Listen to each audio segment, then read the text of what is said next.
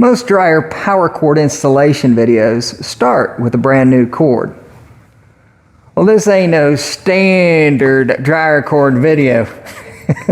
Look at this mess. My God. The good news is, in this video, we'll address two issues, both solved with one solution. Installing a power cord on a new dryer that arrives without a power cord is pretty standard. Most of them do arrive without the cord. The second will be repairing a faulty power cord, which I believe this one qualifies as faulty. If you want to know how this became faulty, ask me in the comments below. It's quite a story. Today on DIY More or Less, we're going to go step by step on how to install or replace a dryer cord, with a bonus feature on how to repurpose a used power cord, or in this case, a cut power cord. This is an easy, low-cost fix, so let's go save some money.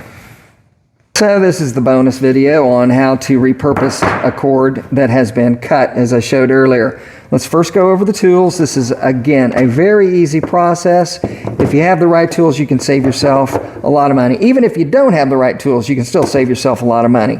The first and foremost, the most important thing you're going to need, obviously, are the connectors. Now, we are using ring connectors, and I'll show you that later as to why we're using ring connectors, but this is a ring connector. Looks like a donut on a little stem.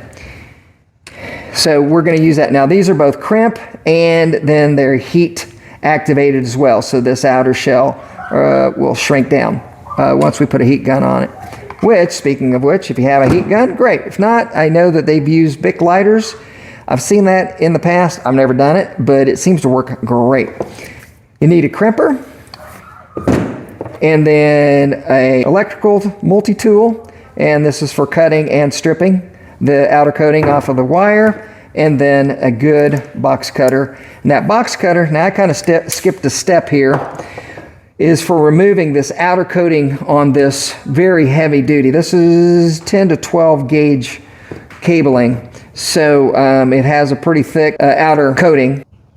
So I went ahead and cut that off. You got to be real careful when you are going around and cutting this thing off so that you don't cut into these inner cords. So we're going to do this as quickly as we can. This is going to go in about 1 inch. So that's what we're going to cut back. And you can always cut more, but you can't add it back. So start out conservative. That seems to be it.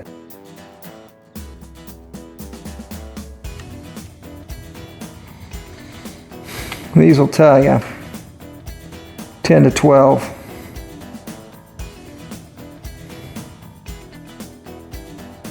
Just like that. So as it turned out, I only needed to take about 1/2 inch off of the insulation off the end of the wire.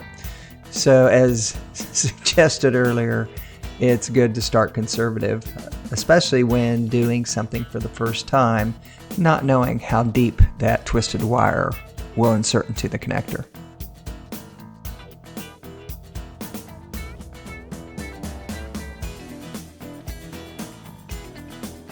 The crimping process goes pretty easily, especially with the tool, but you don't necessarily need this specialty tool to crimp those wires. You can use either a pair of needle nose or just regular pliers to crimp the ends of those connectors.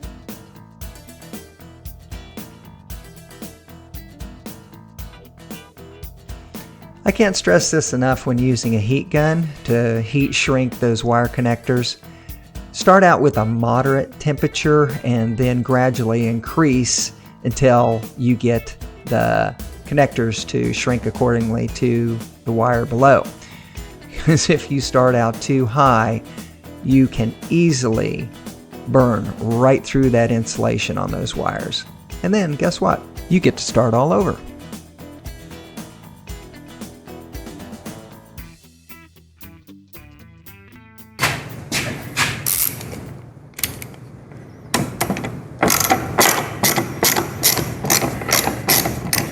Time to get into the box.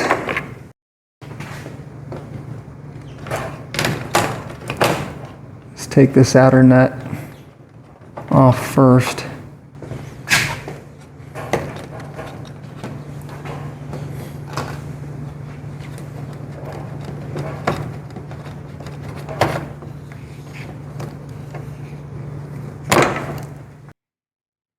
And don't worry too much about the color as far as where they go.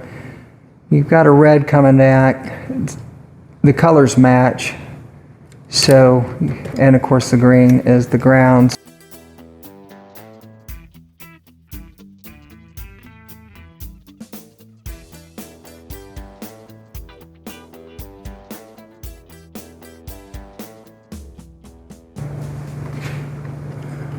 Put these, there we go.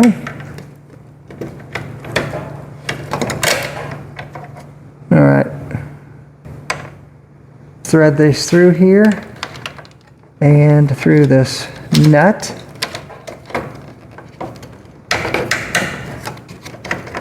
There we go.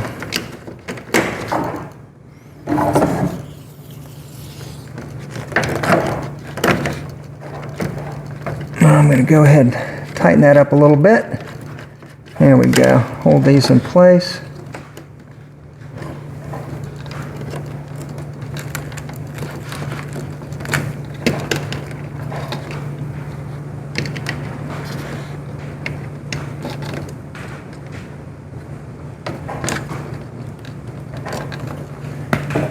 Let's bring this up and lock things up while I'm working on it a little bit. Now let's put that ground in first. Make sure everything reaches, or we'll move this in a little tighter.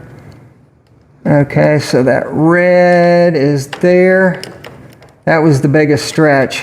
That was the one that had to go the furthest. And white to the middle. Excellent. Yeah, so red was our biggest concern, and it's good. So let's get these out of the way. Let's put the ground on.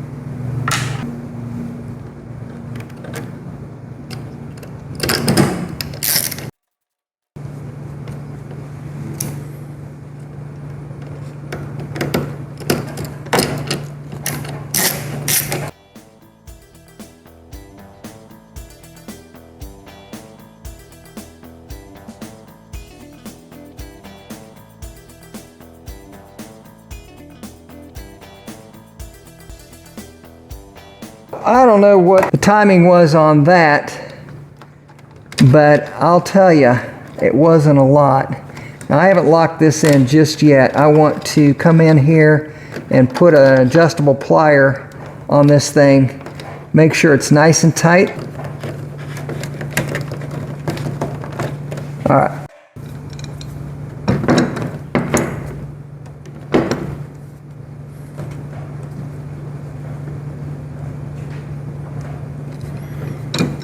Now that is tight. It is not over tight. These are plastic pieces, so keep that in mind.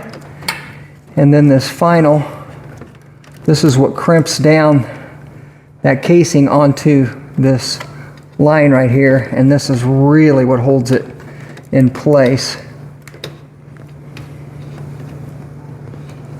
And I may even use my adjustable wrench on this. That's nice and tight. There we go. Now let's finish this off.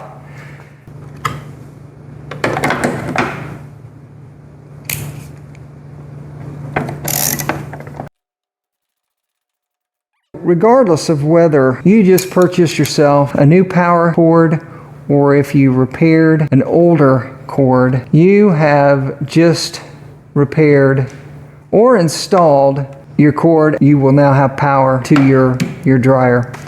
That's it. You have just saved yourself a ton of money. So Step back, grab your favorite cold beverage, and celebrate. I'd love to hear your comments, and hopefully this helped you out. If it did, I'd appreciate a thumbs up, and it'd be great if you would subscribe to the channel. We'd look forward to hearing from you. So until next time, this is Les with DIY, More Less, where I got this, and so do you.